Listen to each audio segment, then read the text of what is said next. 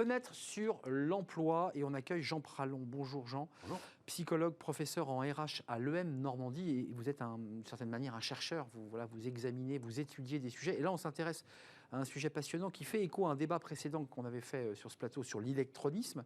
On pense que ce sont les personnes âgées qui sont déconnectées ou pas connectées. Et on va s'intéresser au recrutement des jeunes et leur maîtrise réelle des outils numériques. Digital native, est-ce qu'ils le sont? Ils ne sont pas tant que ça digital native, ces jeunes, à travers votre étude. Alors clairement pas, oui.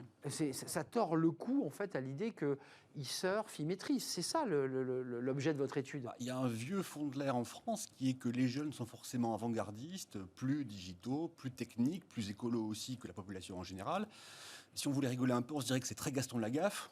Sauf que Gaston Lagaffe, il a 70 ans quand même, donc c'est le stéréotype de la jeunesse qu'on a là. Mais ce n'est pas vraiment une réalité. Et cette jeunesse-là, elle est parfois très acculturée au digital et parfois pas du tout.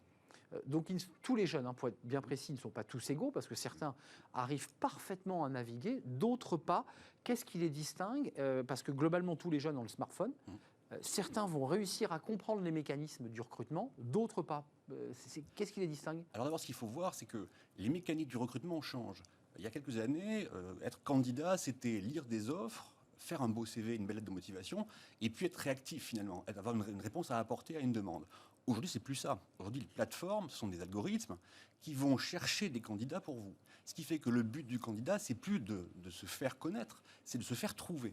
Et ce n'est pas la même mécanique. Et donc pour ça, il faut comprendre comment fonctionne la plateforme, comprendre ce qui va se passer quand l'algorithme va regarder son CV et son profil, et comprendre ce qu'il faut faire pour que cet algorithme soit capable de repérer les compétences qu'on a en tête. Alors dans l'étude dont le thème est pourquoi les digital natives ne sont pas tous égaux face aux plateformes du recrutement, vous avez un chiffre, 44% des jeunes interrogés pensent que le marché du travail est rationnel. Ça, on va dire, c'est ceux qui s'en sortent. Exactement. Eux ont compris qu'il fallait structurer, cibler. Et puis il y a les autres qui pensent que c'est de l'émotionnel, que c'est du hasard, que c'est... Que c'est de la chance ou de la malchance. C'est vraiment ça, c'est chance ou malchance. Quand on répond à une offre, on imagine le recruteur. Quand on se laisse trouver par un algorithme, c'est quand même un peu une bouteille à la mer.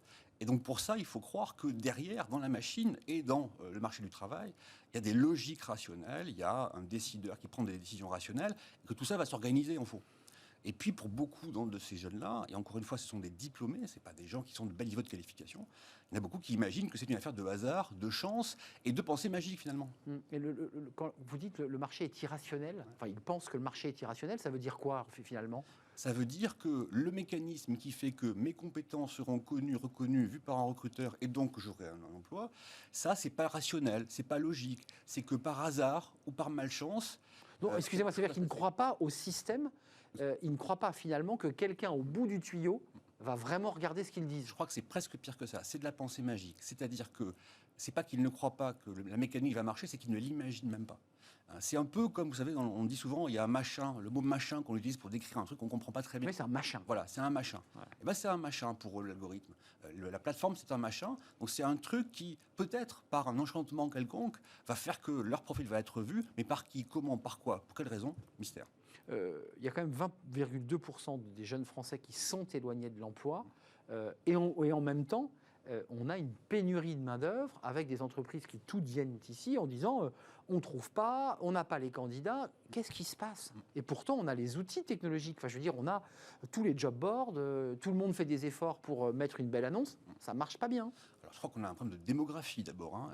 Ne pas perdre de vue le fait qu'on a 10% d'actifs en moins en France par rapport à des pays comparables. Donc c'est un sacré trou dans la raquette. Même par rapport à l'Allemagne Bien sûr.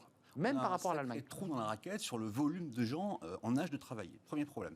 Deuxième problème, on a un grand recrutement. Alors on parle parfois de grandes démissions. On a un grand recrutement qui fait qu'il y a du volume qui attire les candidats et qu'on imagine que les candidats sont un peu des mercenaires, qu'ils en profitent.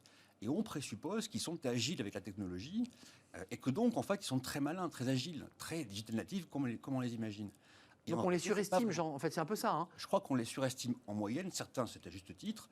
Mais pour d'autres, il y a un peu de boulot à faire pour se rendre compte que ce qu'on voudrait qu'ils fassent, ou là où on les imagine compétents et agiles, ils ne le sont pas tant que ça. Et donc, si on veut fluidifier la mécanique de recrutement, il faut un peu agir là-dessus.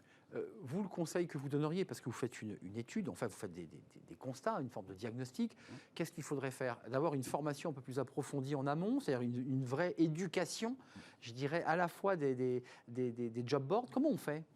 Alors, je crois qu'il faut créer de la confiance et de la compréhension. De la confiance, c'est agir pour que les plateformes de recrutement soient des marques de confiance. Il y a des marques de produits de consommation qui ont très bien réussi à être des marques de confiance. Je ne sais pas si on peut en citer, mais il y a des marques qui sont très efficaces pour se faire connaître. Et on se dit, OK, c'est cette marque-là, je fais confiance. C'est solide. Voilà. Donc il faut que les plateformes se créent en marque de confiance. Elles ne pourront pas dire comment ça fonctionne, parce que c'est de l'algorithme, c'est compliqué. Mais il faut quand même rendre ça un peu plus fiable et perçu comme étant fiable. Ça, c'est un peu sur l'aspect marque extérieure. Et de l'intérieur, il faudra un peu éduquer plein de gens, et le plus possible, à un peu de codage. C'était un débat pendant la campagne présidentielle. Bah oui, est-ce qu'on commence le codage dès le CM2 ? Alors je crois qu'il ne faut pas... l'idée, c'est pas de rendre les gens codeurs, c'est de leur faire comprendre comment marche une plateforme. Oui, bien sûr. C'est de les éduquer un petit peu à la compréhension de la mécanique. Mais juste un mot, parce que ça, c'est l'envers du décor. Il y a évidemment l'éducation au numérique et à la connaissance. Puis il y a aussi beaucoup de candidats qui vous disent, mais même si j'ai ciblé, que j'ai bien fait le boulot, que j'appartiens aux 40% en fait, personne ne me répond. J'ai pas de réponse. Donc ça veut dire qu'au bout, si j'ai pas de réponse, je suis même pas sûr que mon annonce ait été lue.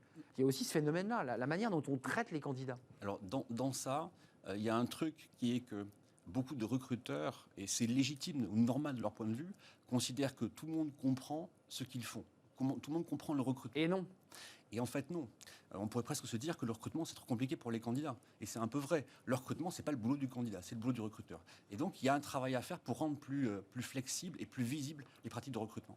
Donc il y a encore un peu de chemin à faire et vous tordez le cou à travers cette étude, pourquoi le digital native ne sont pas tous égaux face aux plateformes, qui sera publiée sur la chaire compétences, employabilité et décision RH de l'EM Normandie, pour ceux qui veulent en savoir un petit peu plus sur vos travaux. Merci Jean Pralon, prof RH à l'EM Normandie. C'est la fin de notre émission, merci d'avoir terminé avec moi. Merci à vous qui nous regardez et qui êtes fidèles. Merci à toute l'équipe, merci à Alice Pitavi pour la réalisation, merci à Mathieu ou Arthur qui est un jeune ingénieur du son. Merci à Fanny Griesmer et merci à Lily. Bon week-end à vous et bon week-end évidemment à tous. Je serai là lundi. Portez-vous bien d'ici là. Bye bye.